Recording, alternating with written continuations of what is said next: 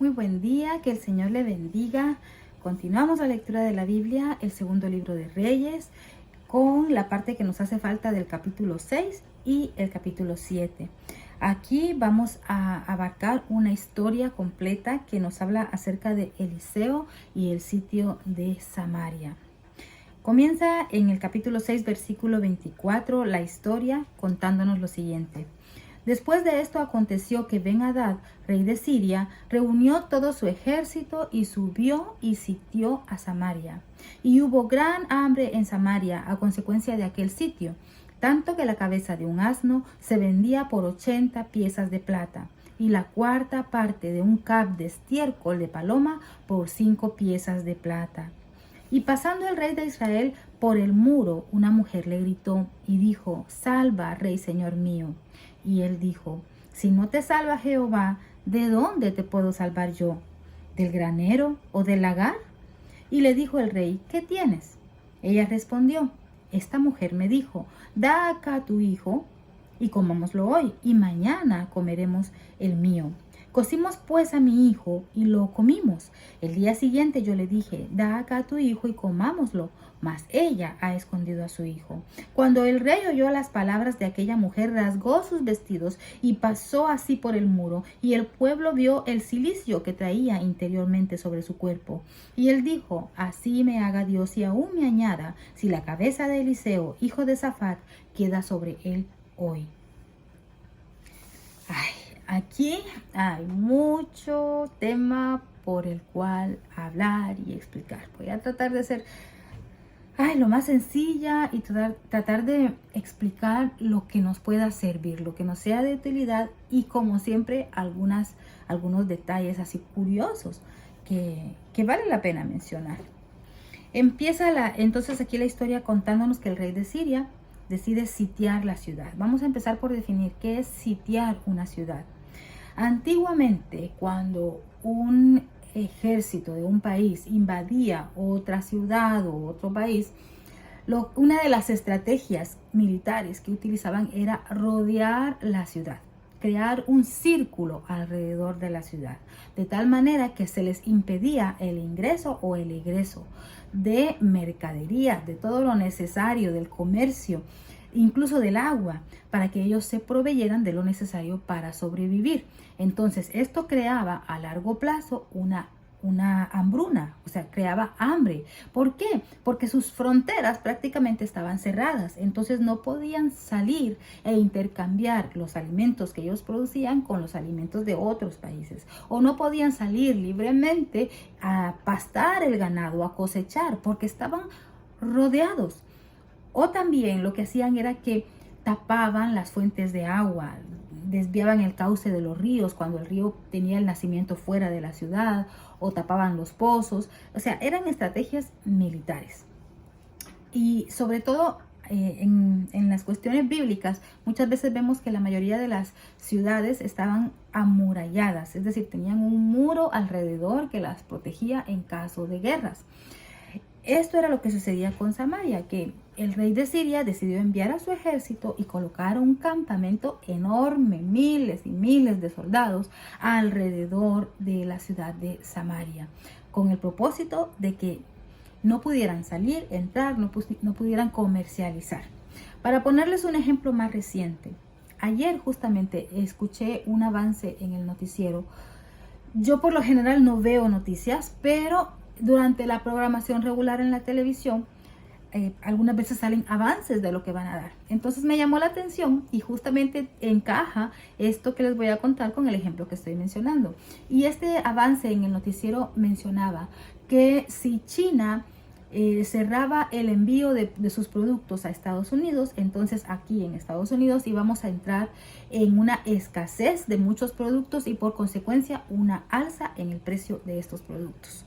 Por si no lo sabían, China es uno de los principales proveedores de casi todo aquí en Estados Unidos. Y no solo acá, en todo el mundo. Casi siempre hay muchos productos que son de origen chino. Incluso marcas acá en Estados Unidos son fabricadas o hechas en China. Así que si China decide cerrar el envío de cualquier producto hacia acá, hacia Estados Unidos, esto iba a provocar que hubiera una inflación en los precios. Recordemos una ley en economía que es que depende mucho de la oferta y la demanda. Cuando la oferta sube, cuando hay demasiados productos, el precio baja, y cuando hay demasiada oferta, cuando la gente quiere demasiado un producto y hay escasez de ese producto, entonces ese producto va a subir de precio. Otro ejemplo actual, algo que me llamaba la atención es el caso de las mascarillas. Hace unos días mi esposo por lo general compra las cajas de cubrebocas, ¿no? Yo, como estoy en casa, pues no lo utilizo mucho, utilizo las de tela porque solo salgo a recoger a mi hija y de vez en cuando al supermercado. Pero él compra las desechables y va cambiándolas en su trabajo constantemente. Y una caja está costando, no recuerdo exactamente el precio, pero le costó como $3, $4, muy barata. Y trae 50 mascarillas. Y yo recuerdo que hace 2 años, cuando inició acá el problema del virus y que todos teníamos que andar con el cubrebocas o la mascarilla, yo estaba trabajando en ese entonces y me costó, no había mascarillas, no había. Empezaba toda esta situación, este problema, esta incertidumbre.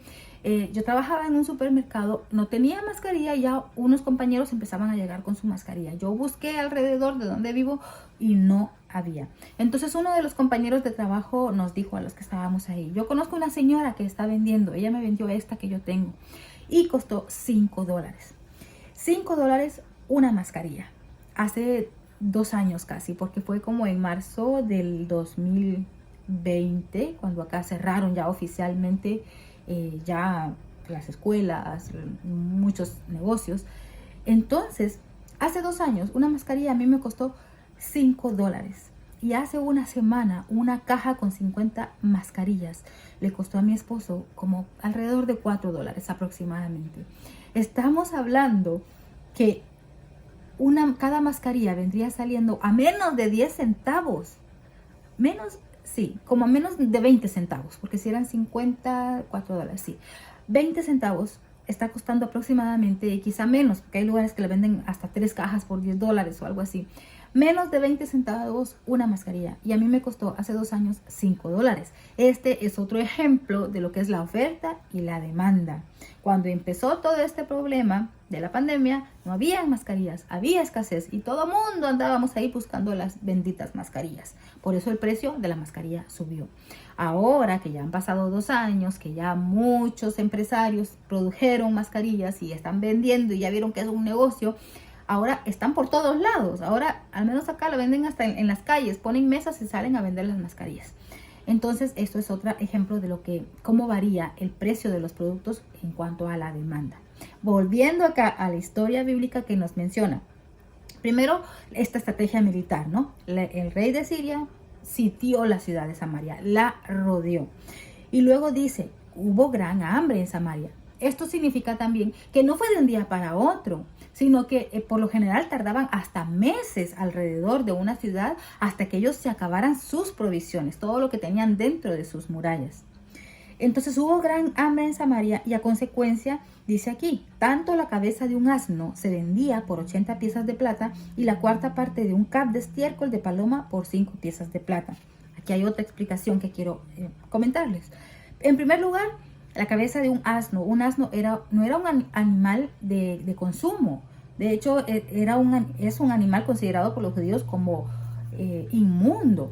Pero aquí, entre líneas, estamos confirmando el grado de depravación, de alejamiento, de desobediencia que tenía el pueblo de Israel con Dios. O sea, esto es algo que ya vemos repetido durante toda la historia del pueblo de Israel, que se apartaban. Y por apartarse de Dios y por su desobediencia venían muchas consecuencias.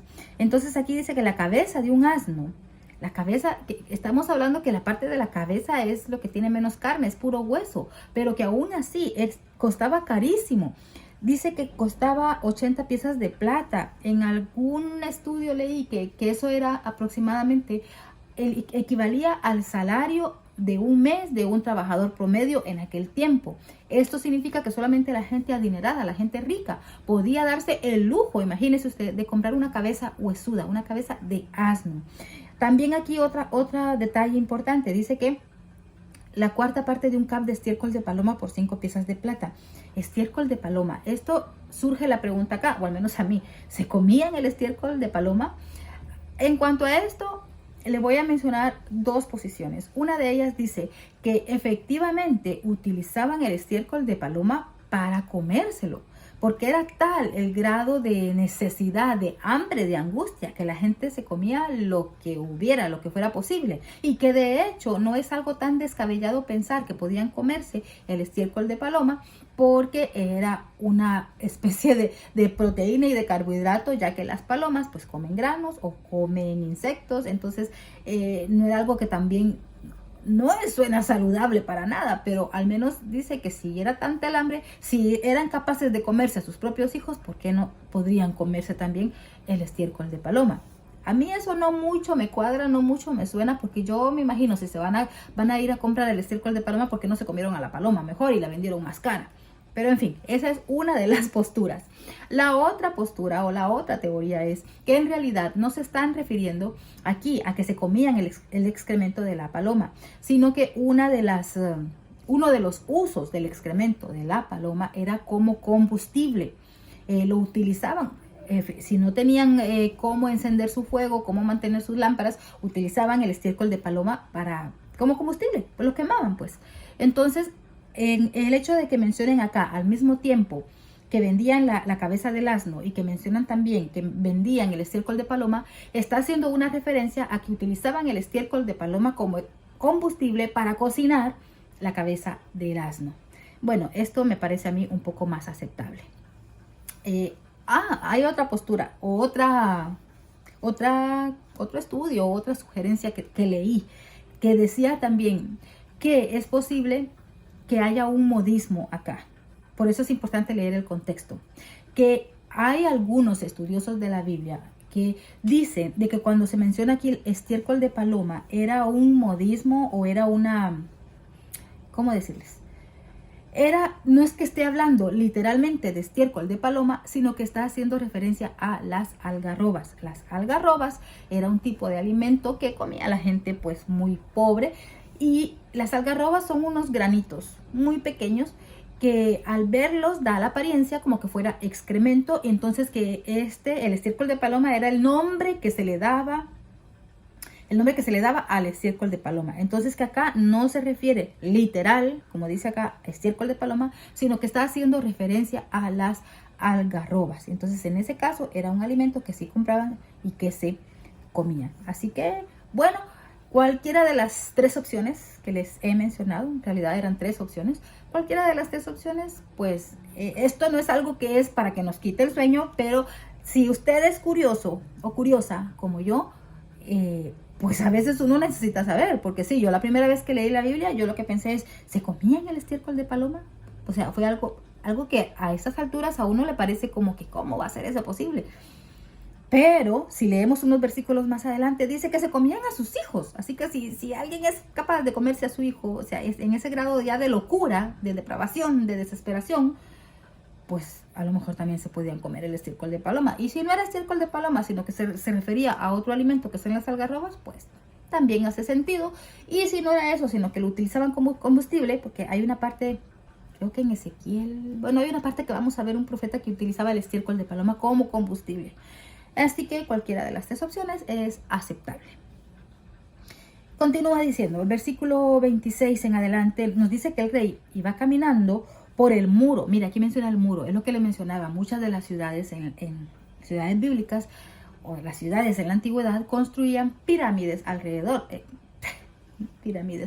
es pirámides, es muros alrededor. Pero cuando decimos muro, no es únicamente una construcción así plana alrededor, sino que los muros eran amplios, eran tan grandes que posiblemente en algunos casos podían pasar hasta los carros para poder hacer como que la ronda, hacían como una carretera. O sea, esto significa que los muros eran anchos, eran muy anchos. En este caso, pues no sé qué tan anchos serían, pero sí lo suficiente como para que el rey pudiera caminar alrededor del muro. Entonces él iba caminando alrededor de los muros de la ciudad, y cuando él iba caminando, una de las mujeres le dice al rey que la salve. Y mire la respuesta aquí del rey, que nuevamente nos deja ver pues siempre hemos visto, ninguno de los reyes del norte fue bueno, todos eran malísimos, todos se apartaron de Dios. Entonces la respuesta que él le da, si Jehová no te puede salvar, ¿qué puedo hacer yo? O sea, también él estaba ya en un estado de desesperación, pues imagínense, ya tanta era el hambre y él era el rey, era una situación difícil para él. Después de que le contesta así, de esta manera tan pesada, le pregunta, ¿qué te pasa? Entonces ella le cuenta esta historia que en realidad pues es como hasta similar, podríamos decir, a la historia que le presentan a Salomón cuando van dos mujeres con sus hijos, ¿no? Para ver cuál era el verdadero hijo. No sé por qué, pero me lo recordó. Pero aquí la mujer le cuenta al rey, mira, esta mujer, le dice una mujer, le dijo, comámonos a tu hijo hoy y mañana nos comemos al mío. Y se comieron a uno de sus hijos. O sea, yo sé que esto suena perturbador. O sea, es tremendo solo el tratar de imaginar que una madre se coma a su hijo. Pero por eso es importante leer la Biblia completa. Por eso es importante meditar en la palabra y pedir al Espíritu Santo que nos guíe. Por eso es importante conocer todas las escrituras. Por eso es importante saber el contexto en el cual estamos leyendo. Porque mire qué fácil es que una persona abra su Biblia y únicamente lea este parrafito de acá en el cual la mujer le está contando al rey que una mujer le dijo a la otra que se comieran a su hijo y que se lo comieron, y que al día siguiente la otra le mintió, la engañó y no se comió al hijo de ella. Cualquiera dirá, en la Biblia hay canibalismo. Ay, pero ¿de qué estamos hablando? Se escandalizaría. Cualquiera lo haría. Cuando uno es nuevo, cuando uno es recién convertido, cuando uno empieza a leer la Biblia y uno lee estas cosas con toda y con la justa razón, uno se escandaliza. Pero de ahí la importancia de escudriñar las escrituras. Aquí estamos hablando del pueblo de Israel, pero un pueblo que se ha alejado de Dios. Un pueblo que en realidad adora a otros dioses. Un pueblo que ya las leyes de Moisés que había dejado escritas, ellos ya no las siguen. Vemos que comían animales inmundos. Y no solo eso, el simple hecho de adorar a otros dioses ya de por sí se habían alejado de Dios. Ya es con dejar de cumplir este mandamiento de servir y de creer únicamente en el Dios verdadero, en el Dios vivo, en el Dios de Israel, en el gran yo soy. Con solo que dejen de creer en eso, pues ya todo lo demás, obvio que también lo van a dejar de cumplir, porque vemos que ellos se dejan llevar por sus pasiones carnales. Entonces, no estamos hablando acá de lo que Dios quiere que se haga. Al contrario, estamos hablando también de una consecuencia por haberse alejado de Dios. Hay alguna parte en el libro de Deuteronomio en donde habla, voy a tratar a ver si lo encuentro rápidamente, pero hay una parte en Deuteronomio donde se habla sobre eso. No sé si es en las consecuencias de la desobediencia, pero es una parte en la que se dice, donde Dios les dice cuáles van a ser las condiciones si ellos se alejan de Dios. ¿Cuáles van a ser? Y entre esas consecuencias dice que sus ciudades van a ser sitiadas. Sí, tiene que estar por acá. Capítulo 28 de Deuteronomio. Déjame que lo encuentre porque se me vino ahorita a la mente y esto va a servir para reforzar lo que estamos leyendo el día de hoy. Que parece algo aterrador, parece algo ilógico, parece algo fuera de lo normal, pero en realidad es el cumplimiento de algo que Dios ya le había dicho al pueblo de Israel. Y está en el capítulo 28, en donde nos habla de las bendiciones de la obediencia, pero también nos habla de las consecuencias de la desobediencia. Así que tiene que estar por acá. Hay una parte, en fin, son muchas las consecuencias. Usted puede leer todo ese capítulo 28, pero hay una parte en la que se habla específicamente que las ciudades iban a ser sitiadas, y que también se iban a comer a sus hijos. Mira, aquí por lo menos acá en el versículo 26 dice, y tus cadáveres servirán de comida a toda ave del cielo. Bueno, aquí que las aves se van a comer sus cadáveres. Pero hay una parte en la que dice específicamente que serán sitiados. Y tú enloquecerás de llevar a ti y serás motivo de horror. Mira, aquí hay una parte que ya vamos a ver que se va a cumplir. Dice, hijos e hijas engendrarás y no serán para ti porque irán en cautiverio. Estamos a punto de llegar a esa parte de la historia, cuando el pueblo es llevado cautivo.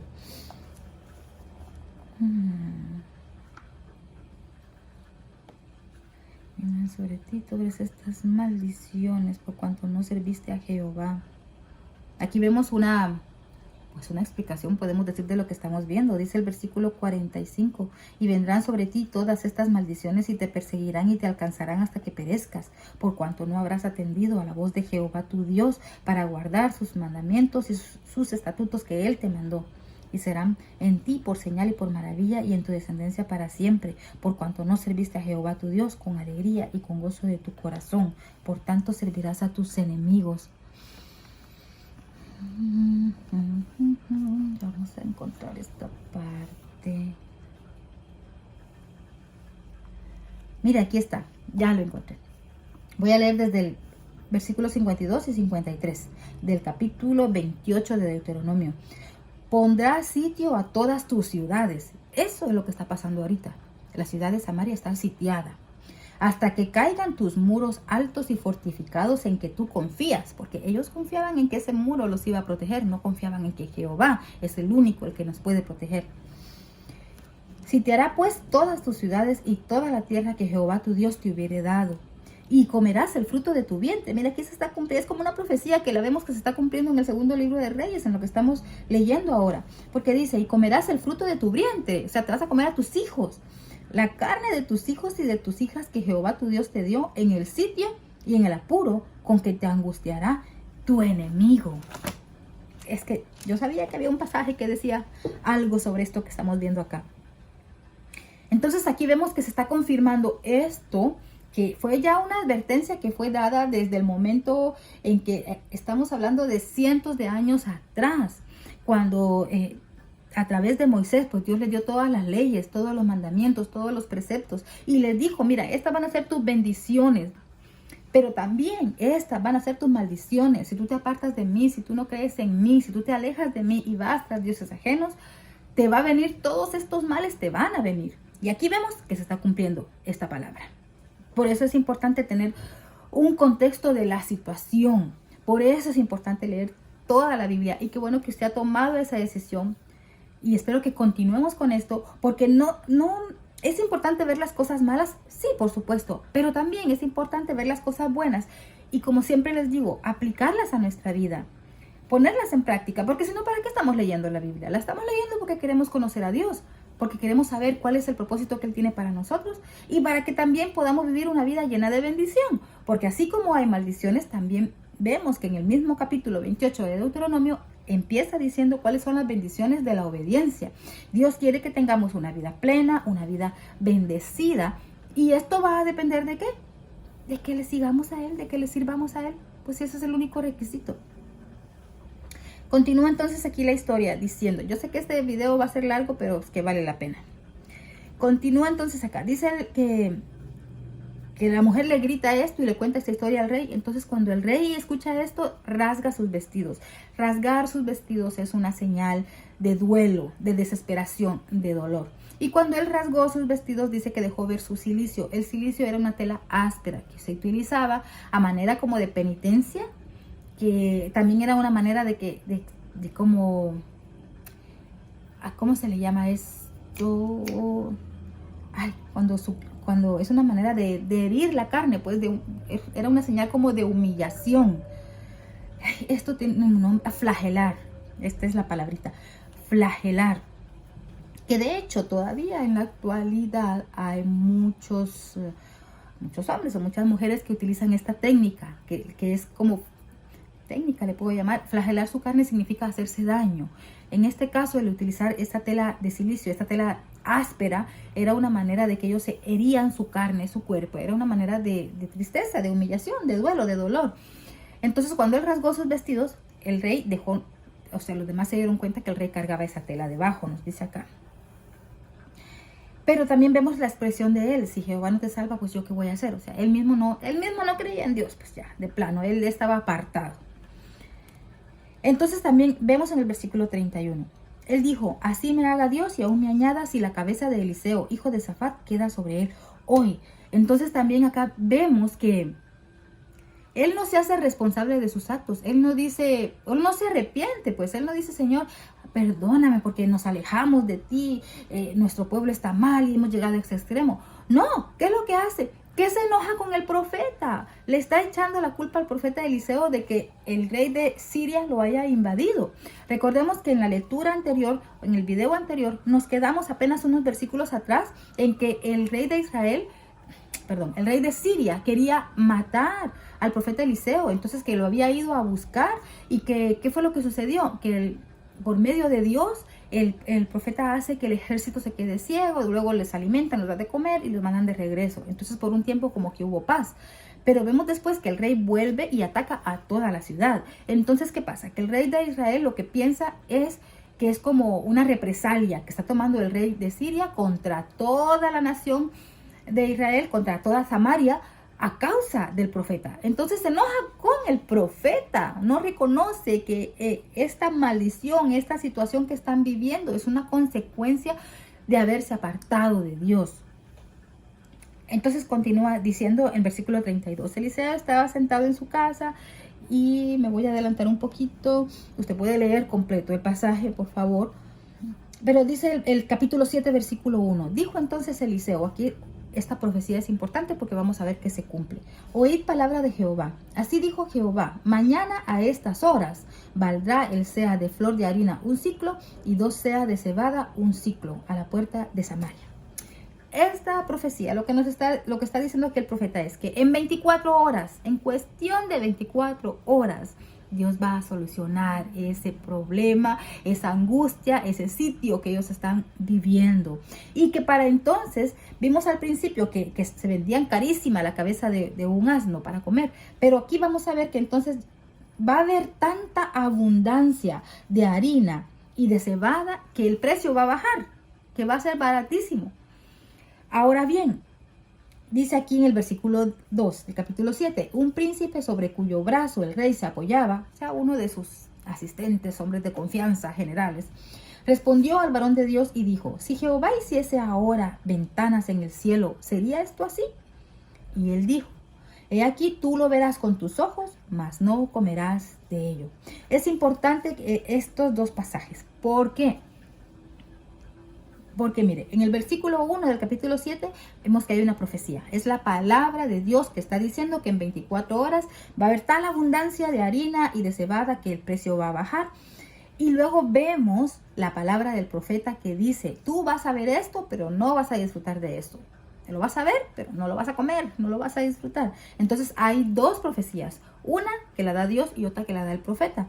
Esto vuelve y confirma algo que vimos en una de las historias de Elías con la mujer, ¿era con una viuda? Sí, con la viuda que le había dicho por su boca, que vimos, yo expliqué eso, así que si usted tiene dudas, por favor regrese a esa parte en el primer libro de Reyes, en donde yo les hablaba algo que aquí también se confirma, que es la importancia de lo que nosotros decimos y que nuestra palabra tiene poder, porque se cumple la profecía, la palabra de Dios, y se cumple también la profecía que da el profeta de sus labios. Por eso nuestras palabras tienen poder.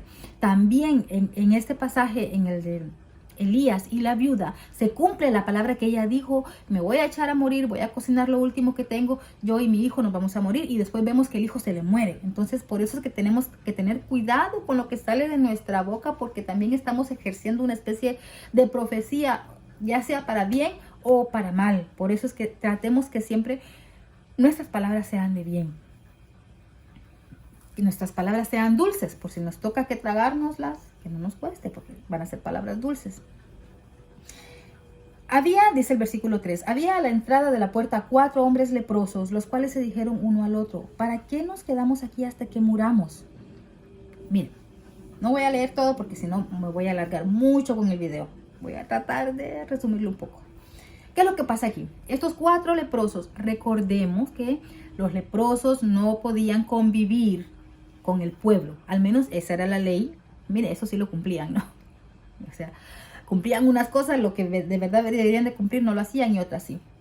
Los leprosos en el pueblo de Israel, dentro de las leyes estaba que no podían convivir con el pueblo. Ellos tenían que estar, eran expulsados, eran desterrados. Tenían una comunidad, pero lejos de la ciudad, afuera de la ciudad en este caso, porque habían muros. Entonces, estos leprosos también tenían hambre, pues ya ni siquiera había las sobras para ellos. Entonces toman una decisión muy importante. Y ellos aquí tomaron una decisión muy lógica. Ellos se pusieron a pensar, bueno, si vamos al pueblo, a la ciudad de Samaria y pedimos que nos dejen entrar, no nos van a dejar entrar. Y si acaso nos dan comida o abundara o hubiera comida, si ni siquiera hay para ellos, mucho menos va a haber para nosotros. Entonces aquí nos vamos a morir. Así que mejor hagamos algo. Vamos con los enemigos, vamos con el ejército, con el campamento de Siria, que era el que estaba alrededor de la ciudad, y entreguémonos, vamos en paz. A lo mejor tienen misericordia de nosotros y nos perdonan la vida y nos dan algo de comer. Entonces, mire, ellos entre las dos opciones, que las dos eran malas, pues porque en una no había comida y en el otro lugar eran enemigos. Las dos opciones eran malas, pero de las dos malas escogieron la menos peor, porque por lo menos si iban con los enemigos al campamento de Siria, tenían la esperanza que les perdonaran la vida y les dieran de comer. Entonces, pues eligieron la opción menos peor. Se fueron al campamento de los sirios. Pero ¿qué sucedió? Y aquí es donde está el milagro. Que, por favor, yo espero que usted lea su Biblia, que la tome. Yo no voy a leer todo porque se me alarga el video, no quiero aburrirle también. Yo espero que usted lea su Biblia y que usted mismo haga su propia meditación, que usted mismo se imagine lo que está sucediendo, porque aquí es donde viene el milagro. Cuando llegan los leprosos hasta el campamento de los sirios, ellos van con cuidado y notan que no hay nadie. El campamento está vacío. No escuchan ruidos, nadie los recibió, nadie les dijo, hey, ¿quiénes son ustedes? ¿Los vamos a matar? No, no pasó nada, estaba todo silencio. Y no estamos hablando de un lugar pequeñito, no, estamos hablando de que eran campamentos, ellos se instalaban para vivir ahí durante meses, alrededor de la ciudad. Así que imagínense, era una multitud de carpas las que habían instalado. Y si ya que iban a estar ahí por mucho tiempo, el ejército tenía que estar ahí y tenía que estar pendiente porque no sabían en qué momento la ciudad a la que habían sitiado se iba a rendir. Porque cuando ya se están muriendo de hambre, lo que le quedaba al rey era rendirse. Esa era la estrategia de guerra, ¿no? Entonces, este campamento de Siria, recordemos que Siria en ese entonces, en esa época, en lo que estamos leyendo ahora, era uno de las naciones más poderosas de ese tiempo, más ricas de ese tiempo. Entonces, el ejército tenía todo lo necesario, tenía toda su alimentación, tenían comida, vestido, agua, tenían provisión para mucho tiempo. Así que los leprosos van y van a una tienda y van a la otra, y yo me estoy imaginando ya los leprosos, qué felicidad, se estaban muriendo de hambre y llegan como al paraíso, ¿no? Hay comida por todos lados, hay vino, hay agua, hay frutas, hay vestidos, había de todo lo que ellos querían. Y van a un lugar y comen, y se van a otra tienda y comen, y ya están saciados. Incluso dice que esconden algunas pertenencias porque ellos dijeron, bueno, ahorita nadie sabe, pero cuando se enteren vamos a apartar nuestro poquito de una vez. Pero después menciona que ellos se arrepienten porque dicen, no, hombre, esto es una buena noticia, no nos podemos quedar con esta noticia para nosotros. Aquí hay una gran enseñanza. Mire, bueno, hay muchas enseñanzas, en verdad. Yo me emociono cuando yo leo la Biblia, porque yo trato de hacerlo resumido, yo trato de hacerlo de manera sencilla, pero créame, que se podría sacar un estudio de varias horas, si pudiera yo analizar versículo por versículo y explicar algunas de las muchas enseñanzas que se pueden sacar. Y algunas que no me puedo aguardar ahora que quiero mencionarle es, una, que Dios puede usar a cualquiera. Esto yo lo he dicho repetidamente. Cuando Dios quiere usar a alguien, si Dios utilizó a la burra de Balaam y la hizo hablar, Dios me puede usar a mí, Dios puede usar a cualquiera que quiera dejarse usar. En este caso, para su propósito, mira quiénes utilizó Dios, a unos leprosos.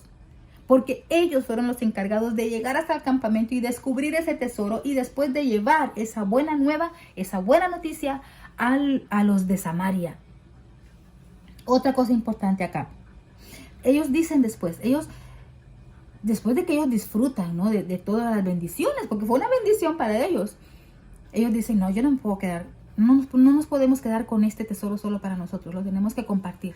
Y esto es una analogía, creo que es la palabra, es una comparación también de nosotros los cristianos. Cuando nosotros venimos a los pies del Señor, cuando nosotros le reconocemos a Él como nuestro Salvador, ¿en qué estado venimos? La mayoría de nosotros cuando hemos tenido un encuentro personal con Dios, es porque hemos tenido alguna tragedia, alguna enfermedad, algún dolor, algún problema, que ya no encontramos la salida en este mundo. Entonces al fin, tal vez Dios me puede ayudar, y entonces llegamos a sus pies. ¿Qué pasa?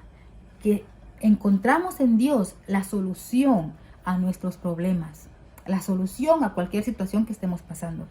Pero una vez que hayamos disfrutado de esas bendiciones que Dios nos da, es que no nos podemos quedar con ese tesoro solo para nosotros. Y esas son las buenas nuevas. Por eso Jesucristo dice: un mandamiento les doy. ¿Cuál es el mandamiento? El evangelio. Ir por todo el mundo y predicar el evangelio. ¿Qué es eso? Evangelio significa buenas nuevas, buenas noticias. Cuando uno conoce que en Dios hay salvación, hay solución, hay sanación, hay amor, hay prosperidad, uno no puede quedarse con ese tesoro aquí adentro solo para uno, porque es un acto egoísta. Después de que hemos disfrutado de eso, porque primero tenemos que tener nosotros esa revelación y ese encuentro con Dios, debemos ir y compartir con los demás que también necesitan ese tesoro. Y eso es lo que sucede aquí con los leprosos. En ese momento ellos dicen: no nos podemos quedar con esto para nosotros solos. Vamos porque la ciudad está muriendo de hambre. Vamos y compartamos esto que está sucediendo, porque hay suficiente y en abundancia. Es que no estoy hablando de una carpita y a lo lejos unos cinco carpitas y 5 soldaditos que se fueron huyendo. No, era un ejército de miles y miles y miles y miles de soldados el que estaba instalado en círculo alrededor de la ciudad. Así que estamos hablando que había una abundancia de todo, extremadamente. Cuando Dios da y sobra. Esto también ya lo vimos. En realidad, yo estaba pensando hoy por la mañana, mientras yo estaba meditando en la palabra de Dios y en este libro que estamos leyendo. Es un libro histórico, pero vemos que es tan enriquecedor, porque nos ha demostrado una, otra y otra vez los milagros, los prodigios, las señales que Dios hace de una manera extraordinaria, porque por eso es un milagro.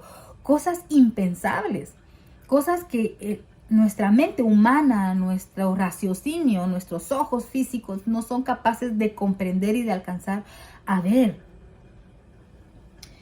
Entonces se arrepienten, voy a tratar de terminar.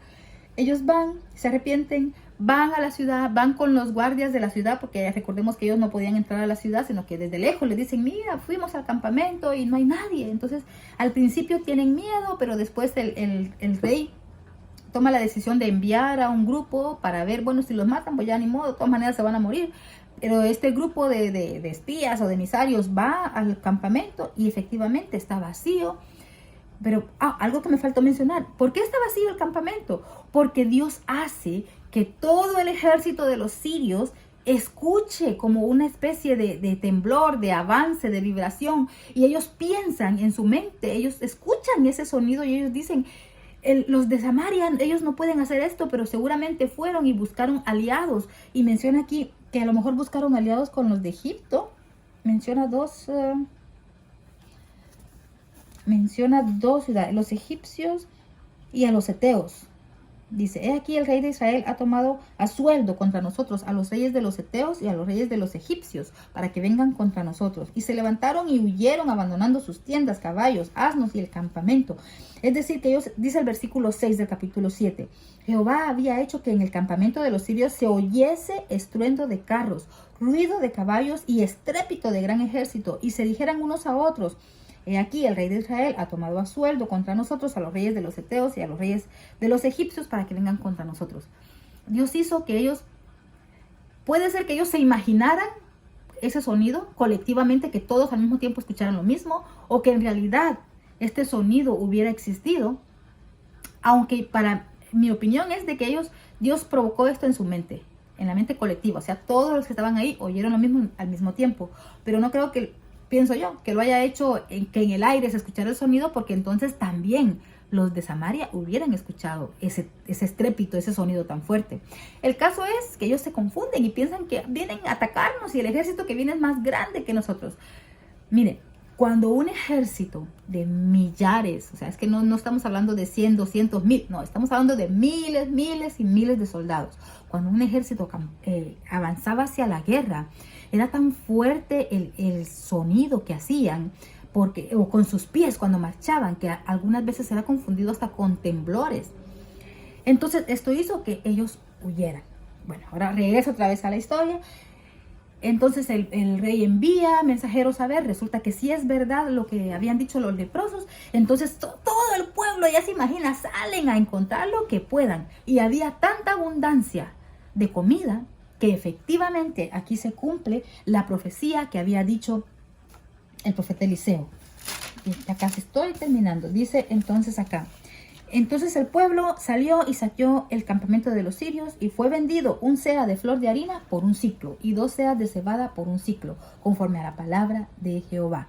Se cumplió la profecía, se cumplió lo que Dios había dicho, que el precio de la comida iba a bajar, iba a estar baratísimo todo, porque iba a haber mucha oferta, iba a haber abundancia de comida, entonces el precio baja.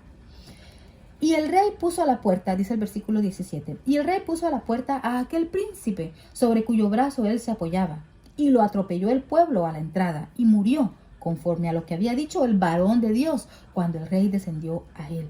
Aquí vemos lo que les mencionaba hace unos momentos, que también se cumplió la palabra que había dicho el profeta Eliseo, cuando le dijo: tú vas a ver que sí se va a cumplir esto, aunque tú no lo creas, porque aquí lo que sucedió es que este hombre dudó. Él dijo: pero ¿cómo? ¿De dónde va a venir tanta comida? Si estamos rodeados, a menos que venga del cielo, a menos que Dios abra las ventanas de los cielos y que venga comida del cielo.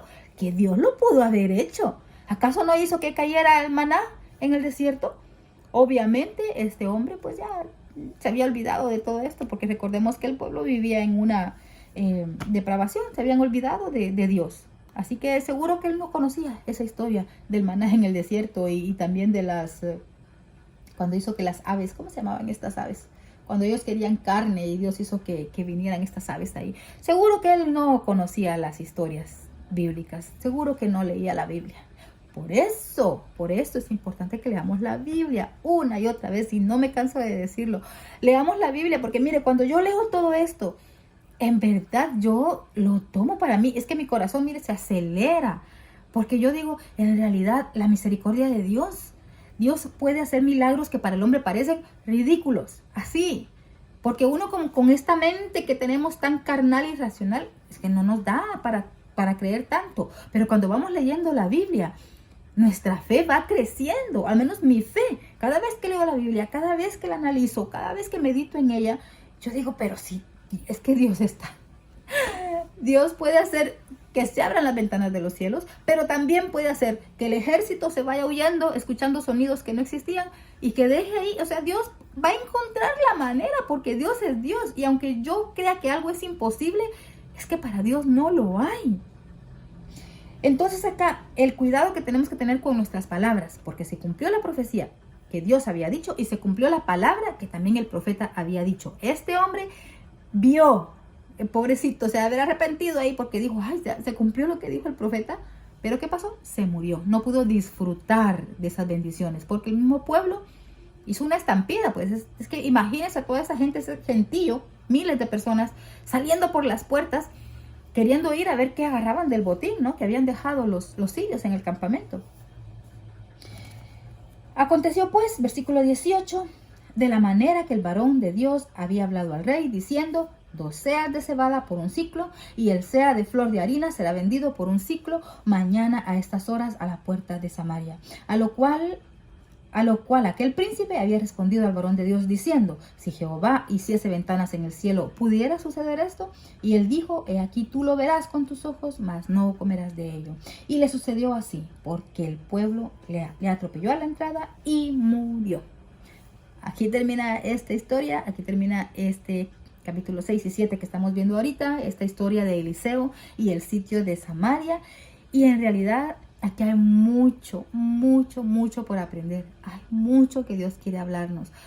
Una palabra, mire, yo recuerdo que en alguna ocasión yo di un estudio en mi iglesia que hablaba sobre esto, que Dios puede cambiar nuestra situación en 24 horas.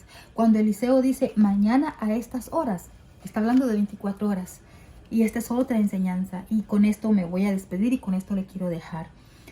Nuestra situación puede cambiar de un día para otro.